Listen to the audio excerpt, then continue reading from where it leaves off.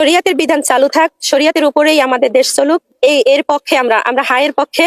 এই জন্য আমরা সবাই এই হাত পাখা হাতে নিয়ে আমরা মাঠে নামছি। ইনশাআল্লাহ 12 তারিখ পর্যন্ত আমরা মাঠেই থাকবো ইনশাআল্লাহ। আপনাদের স্বামীর আদেশ ব্যতীত ঘর থেকে বের হয়ে বাড়ি বাড়িতে গিয়ে ভোট চাইতে পারে কিনা?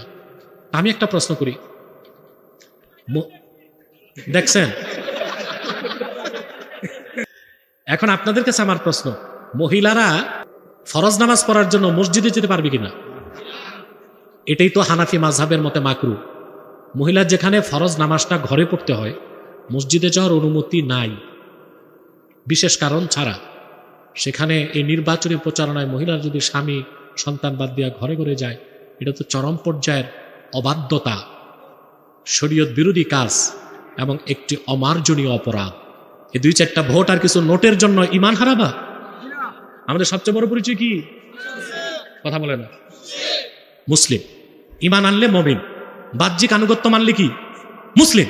যতই সেকুলারিজম, ধর্মনিরপেক্ষতা, মুক্ত চিন্তা, স্বাধীনতা এগুলো বলা হোক, প্রতিটি ভূখণ্ডে সংখ্যাগরিষ্ঠ লোকের ধর্মের প্রভাব সে দেশের রাজনীতিতে থাকবেই। এটাকে যারা অস্বীকার করতে চায় বাংলাদেশে, কে মুসলিম কে অমুসলিম বড় পরিচয় নয়, তারাও ফ্যাসিবাদীদের মতো ধর্মনিরপেক্ষতায় বিশ্বাসী নাস্তিকতার বিষ বাষ্প বাংলাদেশে ছড়াতে চায়।